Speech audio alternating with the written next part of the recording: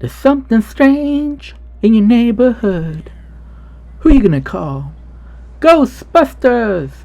Nah, this game sucks. I'm sorry.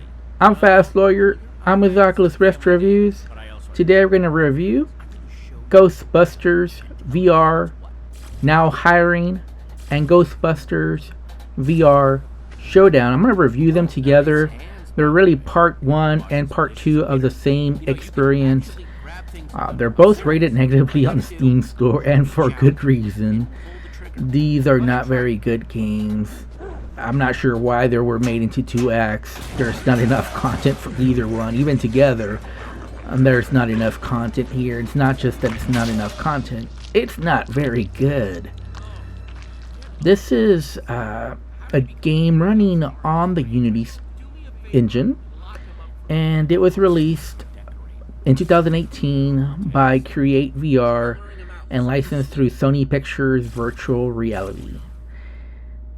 These are mini Ghostbusters experience, but really the only reason to buy them is for nostalgia reasons. That's the only reason. The visuals are okay, but they are a bit dated now in 2020. But even the sound mix is horrible. I don't know how this got past QA with the sound mix. The music's a little too loud in certain parts. You can't hear the conversation, the dialogue too well. And the gameplay is too basic. There's nothing interesting really about this world. You're gonna finish the first game in about 6 minutes. And the second game, VR Showdown, you're going to take about 10 minutes to complete that one. So altogether, you're going to have about 16-20 minutes of content for $10 each, normal price. I think they've been on sale both for as low as $5, so $10 if you find it on sale for both of them. And that is still way too much given the dearth of content. If it was a polished experience, if the visuals were better, or even if the gameplay was just a little bit more immersive, a little better, well thought out, I could maybe give this a neutral recommendation. But as is, I cannot recommend this. It's not very good. The only people I could probably see still wanting to buy this is if you're just a big Ghostbusters fan. You want to see Slimer in VR, you want to see Stay Puft in VR, you want to use the Ecto Blaster, you want to get on Ecto 1 and drive it for the little bit that you do get to drive it in this game. You're not really driving it though, you're just like on it going on the road. But the gameplay is just bad. It's worse than a wave shooter. It's worse than a wave shooter because there really is no strategy. You just aim your Ecto Blaster and you zap them and you go from left to right and just look around. You're not even using your trap most of the time. You really only use it one time, and that's when you use it on Slimer. You don't even really use it for the second mini boss, this little green imp that you see here, the flying green ghost thing, whatever it is. But you don't even use it. It's automatically done for you, and you just have to blast it for what seems like forever.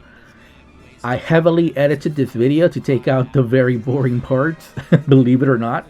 I know the gameplay may look exciting on the video, probably not. It probably still looks boring. But trust me, if I had not edited out all the very boring parts, it would look a lot worse, because there was a very long stretch where you're just blasting this thing for several minutes until it finally gets trapped. And then you just repeat the process with little mini ghosts, and you just zap them and they like evaporate and they just come in waves, and you just keep zapping them and zapping them and zapping them. And at some point, thankfully, Stay Puft comes and you're like, alright, this might get interesting.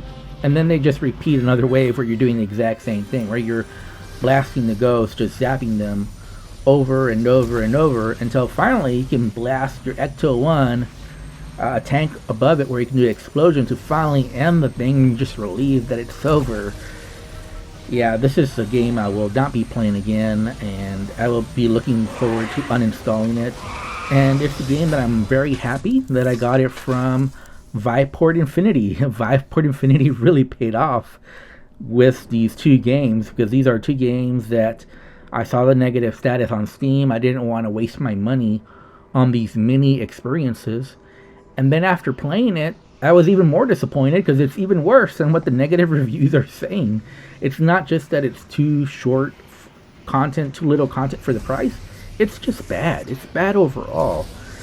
The only nice things I can say that Slimer looks pretty cool. It's pretty cool getting slimed.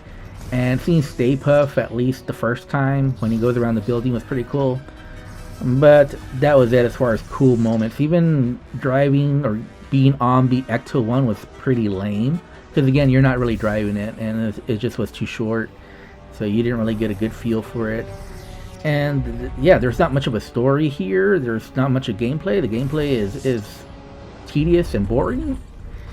And yeah, there was nothing really fun about this experience. There was just some cool visual parts. Again, when you get slimed by Slimer, when you see him up close, he looks cool. When you see the Stay Puft at a distance first time, that's cool, but that's it. Those are the only cool parts. Everything else pretty much sucked. So I can't recommend this, and if I have to rate it, I'd give it a 3.5 out of 10. I don't recommend it at any price. If it was free, I might give it a neutral recommendation. But as is, I can't recommend it.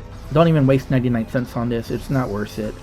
I'm Fast Lawyer. I'm with Oculus Rift Reviews. Thanks for watching. And as always, don't forget, please like, comment, and subscribe. And have a wonderful day. Goodbye.